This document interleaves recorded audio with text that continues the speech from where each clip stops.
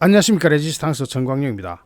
윤석열 대통령이 김무성을 민주평통 수석 부의장으로 내정했다고 합니다.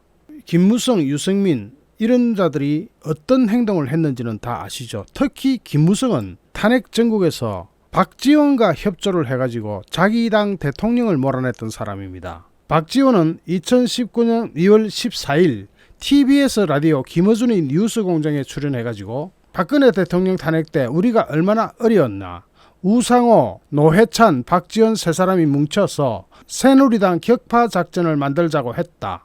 특히 새누리당 김무성 전 대표를 만나서 20표가 필요하다. 그래서 안전하게 40표를 달라고 했더니 김무성 전 대표가 형님 40표가 됐습니다고 해서 탄핵을 시작했다 라고 밝혔습니다. 이것은 지금 누구나 네이버 창에다가 김무성, 박지원 탄핵이라고 치면 다 나옵니다. 별로 비밀스러운 이야기도 아닙니다. 누구나 알고 있고 언론에 당시 보도됐던 사실이고 지금도 그 뉴스는 그대로 남아 있습니다.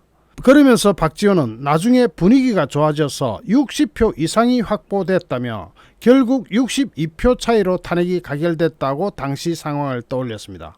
이것을 보면 박근혜 대통령님에 대한 탄핵은 뭐가 잘못을 했거나 어떤 위법 사항이 있었거나 한 게 아니고 정치적인 야합으로 출발했고 야합으로 끝나게 된 것임이 확실하게 알 수 있습니다. 그 당시 김무성과 박지원이 이런 결탁을 하지 않았다면 탄핵이라는 것이 성사가 될 수 없었습니다. 그런데 이러한 야합으로 해가지고 일국의 대통령이 탄핵을 당하게 되었는데 그런 사람을 민주평통 수석 부의장으로 임명한다?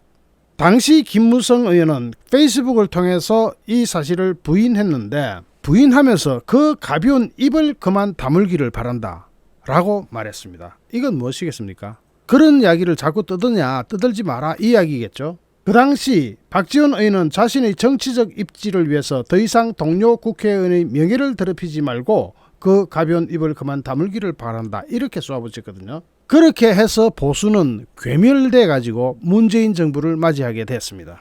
보수 괴멸에 대해서 총체적인 책임을 져야 할 사람을 민주평통 수석 부의장으로 만든다.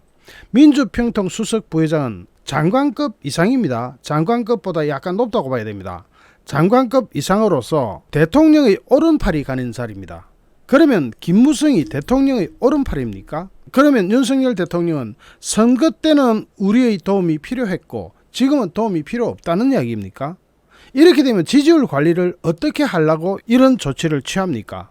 참으로 이해가 되질 않습니다. 그동안 저는 어쨌든 정권 교체가 됐고 정권 교체가 된 이상 최소한 3개월, 6개월이라도 윤석열 대통령에 대해서 허니문 기간을 가지고 윤석열 대통령의 지지율을 올려주기 위해서 최선을 다해왔고 그런 방송을 해왔습니다.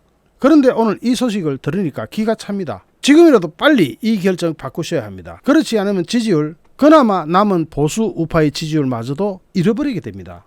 왜 그런 선택을 하는지 도저히 이해가 되질 않습니다. 윤석열 대통령의 결단을 기다립니다. 잠시 후 또 다른 주제로 여러분을 찾아뵙겠습니다. 시청해주신 여러분께 진심으로 감사드립니다. 여러분 고맙습니다.